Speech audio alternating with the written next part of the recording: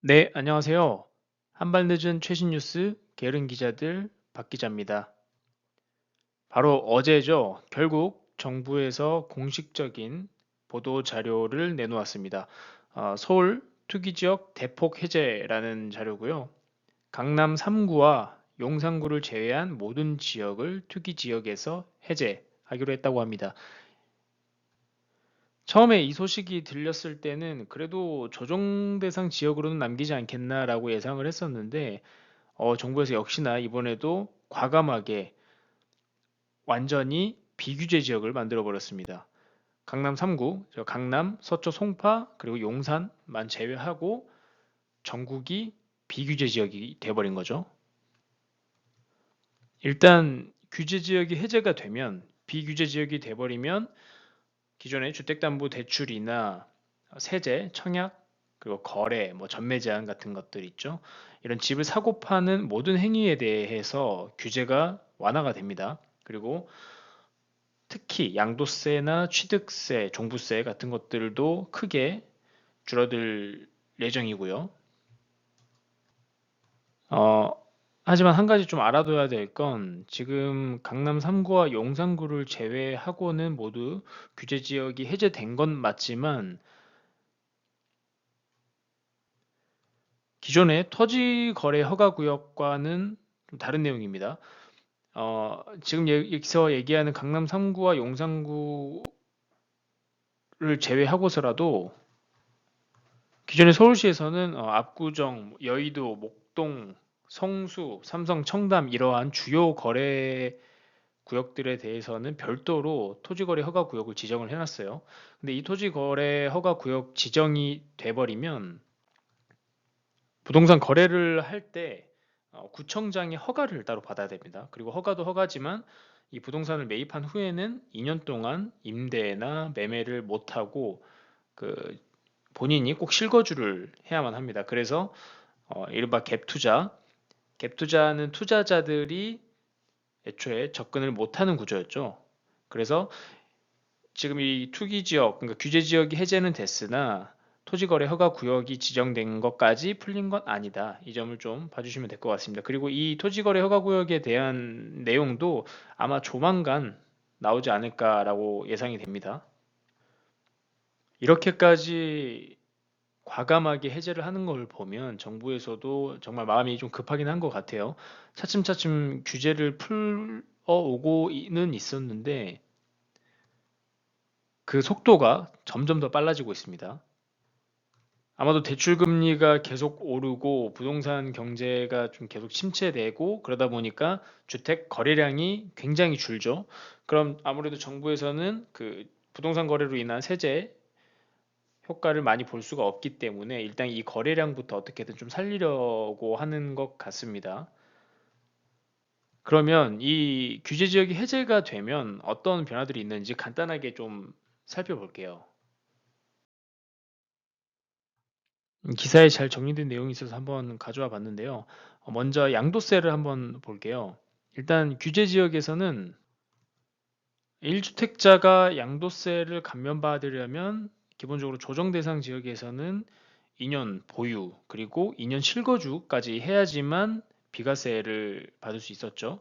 하지만 규제 지역이 해제되면서 비규제 지역이 되면 굳이 2년 실거주를 하지 않고 2년 보유만 해도 양도세 비과세 혜택을 받을 수는 있습니다. 하지만 뭐 다주택자들에 대한 양도세까지 완전히 풀린 것 같지는 않은 내용이에요. 그리고 중요한 대출.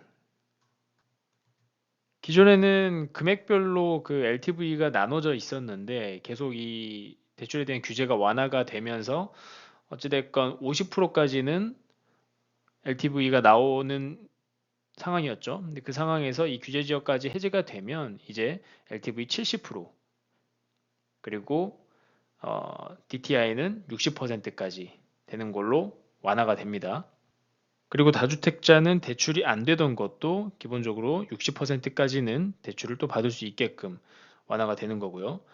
그리고 다음에 취득세를 좀 볼게요. 표현은 최대 규제 지역에서는 최대 12%, 그리고 규제 지역 해제 시 최대 8%라고 나와 있는데 1주택이나 2주택 주택자까지는 일반 세율 1에서 3%죠. 일반 세율로 취득세 부과가 되고 3주택자부터 4% 이렇게 높아지긴 합니다. 아직까지는. 그러니까 결국에는 정부에서는 지금 다주택자, 투자자들이 필요한 상황인데 아까 양도세도 그렇고 취득세까지는 아직 투자자들이 혹할 만한 그 정도의 상황은 아닌 것 같습니다. 그리고 비규제 지역이 되면서 청약에 대한 규제도 많이 완화가 되죠. 아무래도 비규제 지역이 되면 추첨제 비율이 또 높아지기 때문에 기존에 점수가 낮아서 엄두도 못 내던 많은 분들이 청약에도 도전을 좀 해볼 수 있겠죠. 그리고 조정지역에서는 많은 사람들을 좀 성가시게 했던 자금 조달 계획서, 부동산을 매매할 때 자금 조달 계획서를 따로 작성을 해야 됐었는데 이제 비규제 지역이 되면 이런 자금 조달 계획서도 따로 필요가 없어집니다. 이런 규제 해제 효과를 좀 보면은 물론 많은 분들이 원하는 강남 3구와 용산구까지 해제가 된 건 아니지만 어찌됐건 약간의 숨구멍은 생긴 것 같긴 해요. 애초부터 서울에 진입을 원하시던 분들이 이번에 무주택자든 1주택자든 서울로 진입할 수 있는 약간의 또 기회가 생긴 거라고 볼 수도 있고요. 근데 제일 중요한 건 금리죠, 금리. 금리가 계속 높아져 왔고 앞으로도 높아질 거라고 예상이 되는 시점이기 때문에 이런 규제 지역이 해제된다라고 해서 많은 분들이 쉽게 다시 집을 살 수 있을 거라는 생각을 갖기에는 무리가 약간 있을 것 같습니다. 어쨌든 금리라는 커다란 벽이 있기 때문에 이 내용으로 어떤 이 분위기를 완전히 반전시키기는 조금 어려울 수는 있어요. 하지만 어, 이 약간의 반등을 하기 위한 시도 그리고 이 정부의 노력이 정확히 보이는 보도 자료이긴 합니다.